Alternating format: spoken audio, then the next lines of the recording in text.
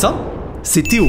Il a seulement 25 ans et génère des millions d'euros chaque année avec son agence. Il a plus de 60 employés et accompagne certaines des plus grandes entreprises françaises dans leur marketing. Qui est-il vraiment et comment a-t-il fait pour en arriver là? On va le découvrir ensemble.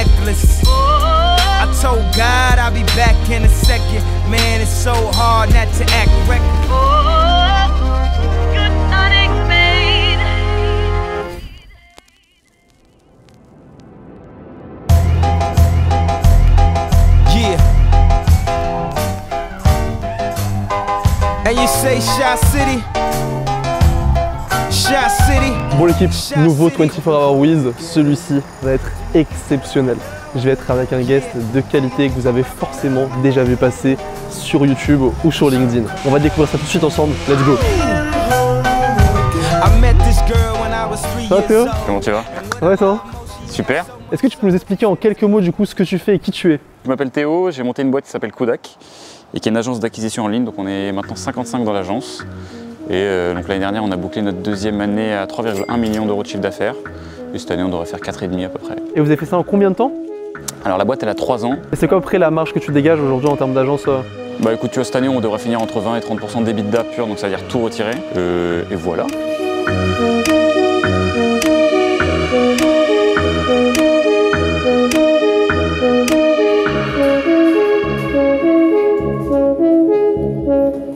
T'es parti chez tes parents à quel âge toi? Je suis parti pour les études HEC, donc j'avais. Sur le campus et tout Quand j'ai intégré, donc 18 ans, un truc comme ça, tu vois. J'avais regardé justement ta vidéo sur ton retour sur HEC et tout. Ouais. T'as pensé quoi? Bah, j'ai bien aimé parce que c'était transparent, genre en fait j'aime bien parce que tu fais pas de fake storytelling ou de trucs, genre en fait tu dis juste ce que tu penses. Après je l'ai fait au bon moment cette vidéo là, parce que c'était le moment où j'avais un petit peu fait la paix mentalement avec HEC quand même. Pourquoi avant c'était la guerre? J'ai eu des périodes plus dures, franchement si je l'avais fait juste en sortant du master d'HEC, j'aurais déglingué. J'aurais trop le seum. Je me suis dit, en fait j'ai le mail que je monte là, où le mec qui a voulu me virer, je l'ai encore, gros, c'est pas une blague. Hein. Pourquoi le mec il a voulu te virer d'HEC? Le mec il a voulu me virer parce que je lui ai dit, est-ce qu'on peut trouver un arrangement pour les projets, c'est-à-dire soit accommoder quoi, l'emploi du temps. Bosser sur tes trucs. Et donc il m'a dit non seulement c'est pas possible, mais en plus on va te virer enculé. Donc vous allez voir, le rooftop est pas du tout aménagé. Mais c'est pour ça que j'ai choisi cet appart. Donc là pour l'instant faut imaginer quoi, comme on dit. Tu vas l'aménager comment là? Faut imaginer, je vais mettre de l'herbe synthétique partout, dégager tous ces trucs là, je vais refaire les palissades parce qu'elles sont dégueulasses. Canapé extérieur ici, petit pouf, table pour recevoir, écran pour mater les matchs pour la Coupe du Monde de rugby, plancha. Là, et c'est bien, mais pour recevoir, moi je voulais vraiment un endroit où je peux recevoir parce que j'avais pas ça dans mon ancien appart. Et là, tu parles des princes. Ouais, il est juste là, tu peux le voir. Tu vois, on parlait de l'opposition un petit peu, dropshipper, infopreneur, débrouillard et start-upper, école de commerce, etc. et tout. Moi, ce que j'aime pas trop sur la partie dropshipper, etc., c'est la partie opportunisme. Ils vont surfer des vagues. Ce qui est stylé, peut-être que les start-upers font moins bien, tu vois, de savoir faire rentrer de l'argent comme ça. Mais ce que j'aimerais bien, tu vois, moi, c'est être entre les deux. Et c'est ce que j'ai envie de faire sur YouTube. J'ai envie de réconcilier ces deux sphères. Aujourd'hui, quand tu tapes entrepreneuriat sur YouTube, t'as soit du gros dropshipper, soit du start-upper, mais t'en as très très peu. Et entre les deux, je veux un truc qui réconcilie, tu vois, les deux, qui dit non mais faites-vous des bisous, vous aimez bien en vrai, tranquille. J'avais vu qu'un des trucs qui t'avait, une des vidéos qui t'avait motivé à te lancer, c'était une vidéo d'Oussama. Moi, c'est pas forcément une vidéo d'Oussama, c'est tout Oussama en fait. Hein. Okay. J'aurais pas lancé de boîte si j'avais pas découvert Oussama. Parce que j'ai découvert pile au moment où je m'étais fait tège, entre guillemets. Là, j'étais parti de mon stage en Australie, là, et j'étais du père, j'avais aucune idée, tu vois. Et moi, j'avais mon plan, hein, c'est HEC, je vais faire du marketing, ou alors, je sais pas quoi, je vais avoir un gros poste, etc. Et ma première expérience, boum, je me prends une porte, tu vois, en mode, ok, bon, ça marche pas, et du coup, ça a niqué le plan sur 10 ans. Et je suis tombé des nues, en fait. Dans tout ça, genre, moi, si tu peux garder un livre, tu gardes lequel? Mec, en vrai, je sais pas, je pense que c'est parce que je suis en train de le lire. C'est un des deux, soit celui-là, soit celui-là. C'est quoi? Algorithms to Live By. Alors ça, putain, c'est des genres de... Ça montre ma façon de penser. Ce bouquin, en fait, il est génial parce que c'est les mathématiques appliquées aux décisions de vie. De parfois, écoute, tu dis, est-ce que j'ai toutes les informations possibles que j'ai pu aller chercher sans forcément trop d'efforts? Combien d'efforts ça me prendrait d'aller chercher une information supplémentaire? Et est-ce que je suis confortable de prendre une décision comme ça? Et ça, c'est un truc qu'on t'apprend au poker. Au poker, il y a un truc qui s'appelle le résultat-orientisme, tu vois. C'est, par exemple, toi, tu as les rois, tu fais tapis et tu tombes contre les as. Et après avoir joué un coup, tu fais putain, j'ai perdu, j'aurais pas dû faire tapis, etc. Alors que non, tu avais les statistiques dans ton sens. T'as juste pas eu de chat que le mec il ait eu les as. Donc tu avais assez d'informations pour faire ton tapis. Qu'est-ce qui t'a donné le goût au poker? En fait, je me suis fait soulever à une partie en vacances. Avec des potes, j'étais nul, j'ai tout perdu, etc. Ça m'a tellement vénère que j'ai tapé comment être bon au poker sur YouTube et ça m'a ouvert le rabbit hole, comme on dit. Tu vois, c'est dur. Moi, j'ai jamais été excellent dans un truc avant le poker, je pense.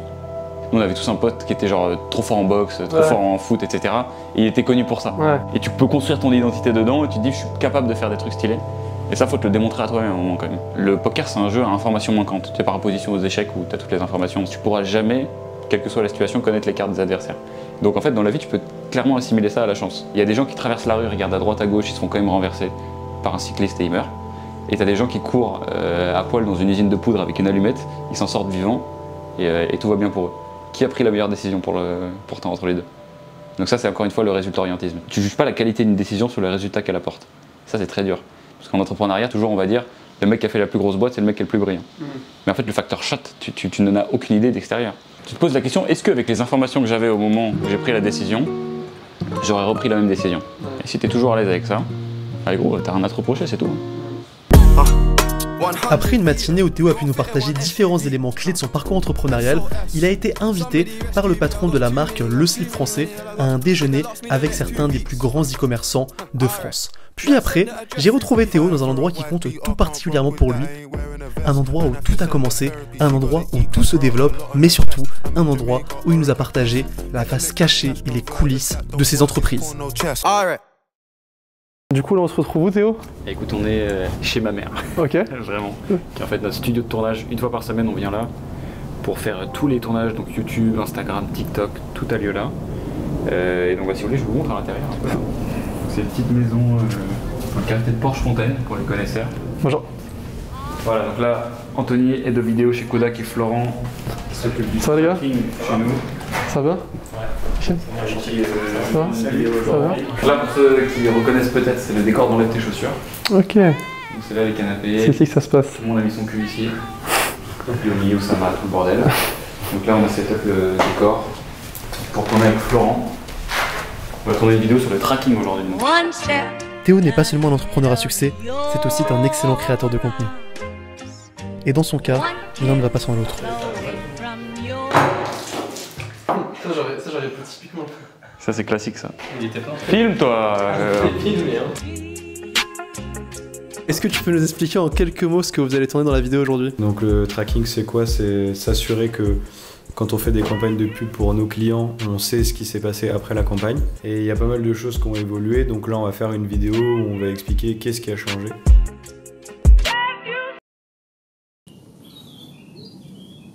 Je propose, vu qu'on est posé et tout, de parler un peu de Kodak, parce qu'en réalité on a vu quand même pas mal de choses sur toi, sur ce que tu fais, mais pas tant que ça dans le détail encore sur Kodak. Est-ce que tu peux m'en dire un petit peu plus, ou tu peux présenter justement aujourd'hui exactement avec Kodak ce que vous faites, avec quel genre de marque vous travaillez? Tu nous as un petit peu parlé des chiffres en début de vidéo, mais maintenant ce que j'ai envie de comprendre, c'est qu'est-ce qui se cache derrière ces chiffres-là, comment vous faites ces chiffres-là, et ça a été quoi le process pour faire ces chiffres-là?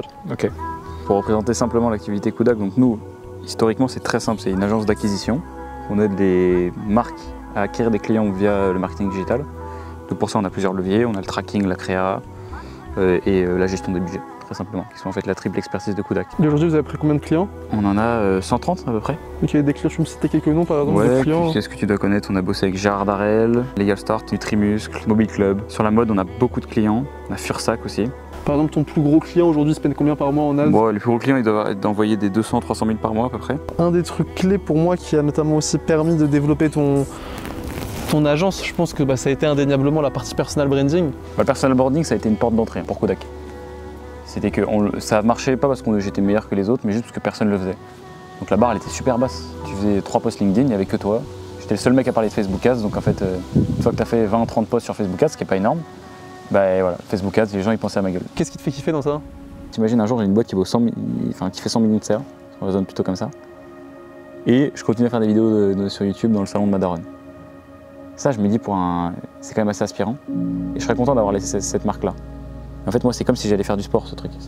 Je le ferais le soir, je termine ma journée, j'ai envie d'écrire une vidéo YouTube, j'ai envie d'enregistrer un podcast, c'est du plaisir. Et moi je trouve que ce qui est inspirant après c'est surtout de voir cette évolution comme dans les projets Road to 10 Millions, ce genre de projet là où tu vois vraiment l'évolution de, même pour un mec qui veut se lancer ou quoi, alors tu sais dans un moment où tout le monde ment sur son storytelling, tout le monde invente des choses. Tu vois des personnes qui ont réussi, mais tu ne sais pas trop comment elles ont fait, par quel process sont passées, est-ce qu'il y a eu que des succès, qu'est-ce qui s'est passé, etc. Là, pour le coup, tu as vraiment une personne qui peut venir, qui peut découvrir tout ça et qui peut vraiment en fait, voir toute la route qu'il y a eu comme une sorte de limite de biographie en fait, de ton aventure entrepreneuriale.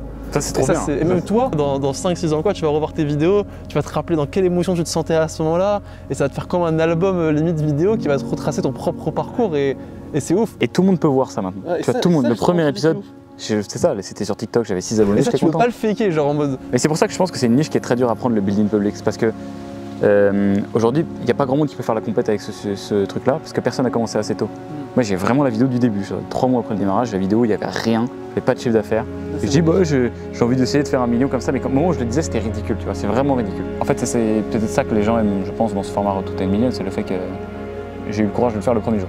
Ton personal branding, ça te permet qu'il y ait énormément de personnes qui soient connectées avec toi, qui apprécient ce que tu fais, sans même que tu les connaisses ou pas, mais d'avoir un impact comme ça, où derrière, tu donnes tellement sur tes réseaux qu'effectivement, il y a ce côté-là où les personnes ont envie de te rendre, et le jour où tu as besoin de quelque chose, c'est ouf. Ouais, non, c'est ouf. C'est génial. Après cette discussion, on est chacun parti aller bosser. Puis on s'est retrouvés pour aller faire une bonne séance de sport. Ça va Théo? Ouais, tu vas bien? toi, Sylvain. Ça va. On va faire du sport. Vas-y.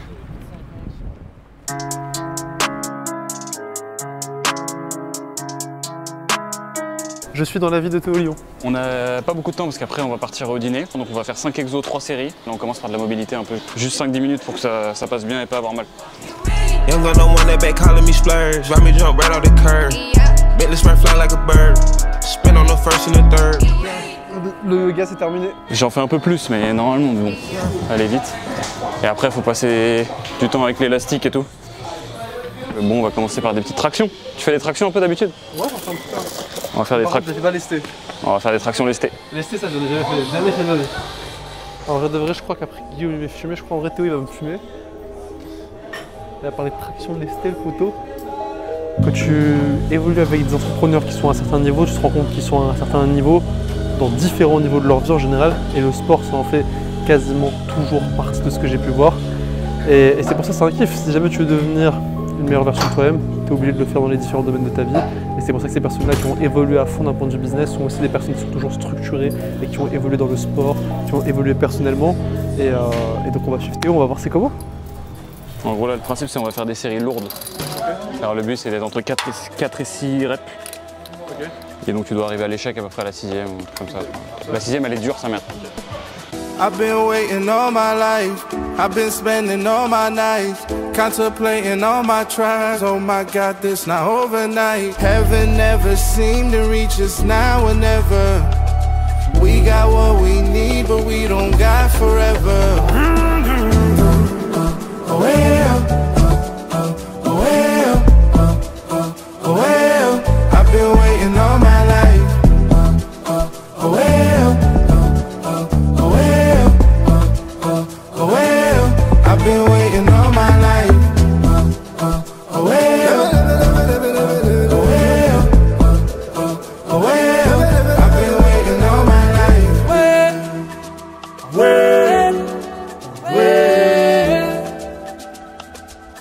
I've been waiting all my life. Bonne séance de sport. Ouais. C'est quoi un peu ton rythme toi Théo dans ta vie en général? Tu te couches à quelle heure? Tu te réveilles à quelle heure? Comment tu t'organises un petit peu? Ouais, moi je suis un couche-tôt. Hein. Ouais? Ouais, souvent je dodo entre 23h et minuit. Hein. Je suis au lit. C'est bien. Et j'essaie toujours d'avoir un minimum 7 heures de sommeil, mais je t'avoue, c'est plutôt des sprints, tu vois. T'as des semaines où je dors très très bien, qui me préparent pour les semaines où je dors très très mal, genre cette semaine, une semaine, tu sais, quand il y a les soirées et tout, etc. Bah ce soir, probablement ça va terminer tard. Non, le problème c'est le soir sur les écrans, tu vois, j'ai du mal à couper. Dans le sens où là aujourd'hui, dans mes différents projets, dans mes différents business, je suis à un step où j'ai délégué des choses, mais je suis pas encore arrivé au step où j'ai vraiment, genre tu vois, à 100% délégué. J'ai encore beaucoup de choses où je fais plus du tout d'opérationnel depuis très longtemps, mais je fais toujours beaucoup de management, tu vois. Et vu que j'ai pas mal de différents trucs en même temps, ça fait que mon téléphone il s'arrête jamais, tu vois. Et du coup, j'ai du mal à moi reprendre le contrôle dessus, à vraiment me dire ok, à partir de ce temps-là, par exemple, je coupe et je réponds plus. Moi j'ai un créneau par jour où je réponds et le soir je coupe. En fait moi je suis très décomplexé au fait de pas répondre aux gens ou de mettre beaucoup de temps à répondre. À moins que ce soit une urgence, il n'y a pas beaucoup de choses qui sont urgentes. Et ce qui est magnifique que tu découvres avec ça, c'est que quand tu réponds pas aux mails directement, tu as plein de choses qui se résolvent toutes seules. C'est quoi du coup ton tatouage là? Ego is the enemy. Parce que j'ai lu un bouquin de Ryan Holiday qui m'a beaucoup plu il y a 3-4 ans. C'était mon premier tatouage. Ça a beaucoup de signification, tu vois, faire attention. Il y a l'ego qui peut t'emmener à faire des choses un peu teubées, tu vois, les comparaisons, etc. Et à la fois, tu vois, j'ai un peu de recul sur cette phrase, dans le fait que t'es pas non plus tout le temps l'ennemi. Parce que tu peux te construire une image qui soit te ralentit, soit t'accélère. Je me construis une image de non, je suis trop bien pour ça, ou alors de ah, tu vas voir. Ok, genre tu m'as défié. C'est ça qu'en fait, je pense que les Ronaldo, les Mbappé, etc. ils font. Et là, t'es blessé dans ton ego. Et tu l'utilises comme un moteur. Ouais, et ça devient un moteur. C'est des moteurs de la souffrance. Et je pense que c'est pour ça d'ailleurs que c'est pas forcément viable dans les positions d'Elon Musk, de Ronaldo, etc. C'est des gens qui sont constamment blessés dans leurs égos. T'as vu le documentaire sur Michael Jordan ou pas? Ouais, j'ai vu. De Last Dance. Ouais, j'ai vu. Tu sais, avec les histoires qui se créent avec les gens en mode je l'ai pris personnellement, il m'a insulté alors que personne n'a parlé sur lui, tu vois. Il se crée des histoires. Et ça marche pour être numéro 1, je sais pas si ça marche pour être heureux. Ouais. Mais c'est un autre débat. Bon, en tout cas, on a passé une très bonne partie de journée. Pas mal de choses différentes, on a vraiment pu te suivre dans ton quotidien. Là, on se retrouve ce soir pour le dîner. On a rendez-vous sur les champs bientôt, dans une petite heure. Donc écoute Silouane, on se retrouve là-bas. À tout à l'heure. I've been alone in my thoughts. Can't feel this void between us. Fin de journée, on se retrouve l'équipe tout de suite avec Théo qui est juste en haut. Il a privatisé le seul rooftop des Champs-Élysées où il y a un cinéma en plein air et il n'est pas tout seul. Il est avec ses 12 plus gros clients qu'il a invités, des clients qui pèsent pour la plupart plusieurs dizaines de millions d'euros. On va les découvrir ça ensemble tout de suite. I can't help it, I'm so into you.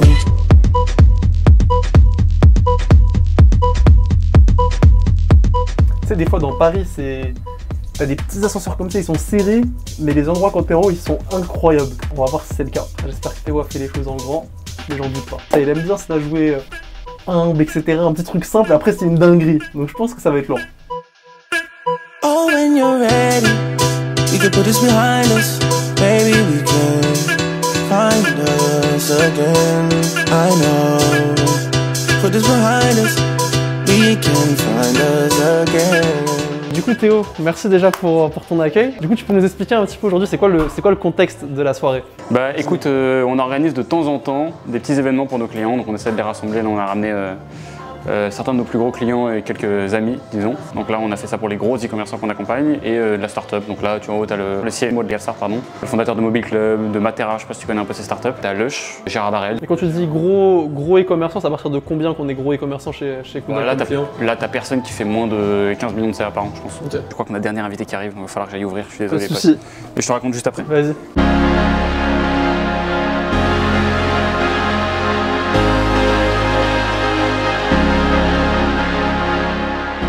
En fait, plus je passe de temps avec Théo pendant cette journée, plus je me rends compte que c'est vraiment un mec simple. Et c'est un bon gars. C'est pas un mec qui joue un rôle. C'est pas un mec qui sait créer un personnage et enfermer dans un personnage. Il est bon parce qu'il est lui-même. Il est bon parce qu'il kiffe ce qu'il fait. Il est bon parce que ça lui tient vraiment à cœur d'apporter du résultat à ses clients et à ses collaborateurs. Et franchement, c'est ce genre de personnes-là que je kiffe et avec qui je kiffe m'entourer. Et en réalité, c'est ce genre de personnes-là qui ont les plus gros résultats. Parce qu'elles sont détachées justement du résultat. Leur focus, c'est de bien faire les choses. Et quand tu fais les choses bien, t'as que des bonnes choses. Toi tu bosses beaucoup ou pas? En vrai je bosse pas mal quand même. Parce que j'aime bien, ouais. Pas forcément, je suis pas un lefto ou quoi particulier. J'aime bien en fait. Je me définirais pas comme un énorme charbonneur, tu vois, un forceur de... Tu te définirais comment? Bah là moi je suis bosseur, mais je me sacrifie pas, tu vois. Donc c'est pour ça que je fais des trucs comme ça. Enfin, en soi, ça sert à rien. Je n'ai aucun ROI direct de cette soirée. Je suis content d'avoir la Tour Eiffel. Voilà, je suis content d'avoir mes clients qui sont bien. Et en fait, quand tu es une boîte bootstrap, ce qui est cool, c'est que t'as pas la pression. Gros. Tu peux prendre ton temps. Ça veut pas dire qu'on va pas faire de la croissance, mais tu as le time en fait de kiffer. Tu peux organiser des trucs, des événements juste pour améliorer la qualité du voyage et faire en sorte que ça dure longtemps. Mais c'est ça pour ça, en fait, t'as plein de gens qui sont pas prêts à faire ce truc-là. Qui veulent faire des hit and run, tu sais, genre. Faire plus de croissance possible en 5-7 ans parce qu'après t'as le VC qui va venir me racheter mes parts et je vais exit. Mais j'ai pas de date de fin. C'est ça. Je pense que la vision profonde, c'est que j'ai vraiment envie de faire vivre des aventures aux gens. C'est comme ça que tu te souviens des trucs. Tu te souviens des surprises qu'on t'a faites, des événements de ouf que t'as vécu parce que c'est hyper. Tu vois, là, ils se souviendront toujours. Je sais pas s'il y a des gens qui remonteront sur un rooftop avec la Tour Eiffel aussi près. Et ça, je me dis, bah, je suis content d'être la personne qui possède entre guillemets ce souvenir dans la tête des gens et dire, ah, c'est grâce à Kudak. Et ça, c'est ce souvenir que j'ai envie de laisser. C'est quoi, il y a un souvenir qu'on t'a laissé toi qui t'a marqué? Je crois que c'est le foot en fait, gros. Je crois que c'est les finales de Coupe du Monde. Je crois que c'est 2006 quand tu pleures et que t'as un enfant. Je crois que c'est la finale qu'on a vécue en 2022 où tu te souviens que t'es passé parce que t'es passé par des émotions. Et c'est exactement la même chose que je t'ai dit. T'es descendu parce que tu croyais que tu perdais, t'as remis un but, t'es remonté, t'es redescendu, t'es remonté, t'es redescendu. Et mec, en fait, tout le monde se rappellera toujours de où il était à ce moment-là. Parce que c'est des émotions hyper intenses. Et t'imagines, t'arrives à foutre ça, quelle agence peut te faire vivre des trucs comme ça? Mec, c'était la vie, c'est des histoires. Tu te souviens quoi dans une histoire? Tu te souviens du meilleur et du pire. Juste le meilleur et le pire. Pour toi, c'est quoi aujourd'hui, toi, le pire souvenir et le meilleur? Depuis le début de ton histoire entrepreneuriale, on va dire. Je sais pas, c'est plus des moments personnels en fait, les pires Personnel. souvenirs. En fait, franchement, j'ai jamais ressenti des pires souffrances, même perso, tu vois, quand tu te sépares ou quoi, que tout ce que j'ai pu vivre dans le business. C'est des douleurs qui n'ont rien à voir en fait. Pire que des décès, je trouve. Enfin, j'ai eu des décès dans la famille qui m'ont fait moins mal que des ruptures. Ça, c'est vraiment les moments pires parce que ça a un impact sur tout le reste de ta vie. Moi, j'ai une croyance profonde que tu peux pas réussir à un certain step dans l'entrepreneuriat si jamais t'as pas une dalle de fou. Et pour moi, cette dalle de fou, elle part forcément d'une souffrance, d'un mal-être. Et moi, je me demandais avec toi, en fait, d'où ça vient, tu vois. Moi, en fait, c'est marrant, c'est parce que j'ai pas eu de traumatisme. Je suis peut-être un phénomène entre les deux. J'ai pas été populaire, j'ai été transparent tout le temps. Et du coup, ça a fait un peu le besoin de reconnaissance. Je pense que ça joue une grande partie dans le fait qu'on fasse du contenu et que j'ai envie que les gens voient ce qu'on fait, que ça ait de l'impact, que les gens soient contents et tout, et qu'ils nous remercient. Et en fait, c'est pour ça que je me sens pas du tout pareil qu'un entrepreneur de la tech où tu vois, parfois, ils ont des personnalités qui sont tellement grosses que même si tu les kiffes pas, tu les remarques. Moi, j'étais pas clivant, genre. Moi, j'étais milieu de classe, milieu de classement. Donc, je pense que il y a un peu de ça, peut-être. Ce truc-là, c'est un truc tout le temps là, c'est pas très doubleur. Ouais, mais c'est un quotidien, c'est un truc. Force, et en fait, à la fin, tu vois des trucs qui t'ouvrent l'esprit en fait. Genre, moi, quand je suis parti aux US, ça m'a ouvert l'esprit en fait. Ouais. T'as l'impression que tu peux devenir tout ce que tu veux, gros. Tu disais, t'as kiffé aux US le côté où tout est possible. Toi, aujourd'hui, si tout était possible, tu ferais quoi? Mais tu poses des bonnes questions, Sylvain. Tu fatigues. Genre. On dirait que tu fais ça souvent. Oh là là, si tout était possible. Mais en fait, tout est possible. Ouais, je fais déjà ce que je suis en train de kiffer. Qu'est-ce que je ferais, gros? Franchement, si je kiffais un truc plus que ce que je suis en train de faire là, j'aurais déjà essayé de le faire. Est-ce que toi, tu as une vision, alors, je sais pas, par exemple, à 10, 20, 30, 50 ans, ou tu es juste en mode au moment précis, où tu avances année après année en fonction des opportunités? Je sais ce que je veux faire avec Kudak. Je veux faire la guerre au mauvais service. Probablement me connaissant que d'ici 5 ans, ça va changer. Donc soit la vision va changer, soit moi, j'y croirais plus dans cette vision. Donc peut-être que j'aurais envie de changer un truc, mais... Je sais pas, ouais, j'ai envie de tourner un clip tout en haut de la Tour Eiffel comme PNL. Ça, je suis chaud. Invite-moi, vas-y, on fait un feat. Je suis archi chaud. Il était incroyable. Des baisers. Ils ont eu des autorisations pour ça. On va faire un dîner en haut de la Tour Eiffel. Ça, c'est un clip, tu vois, ça dépend à quel niveau. C'est une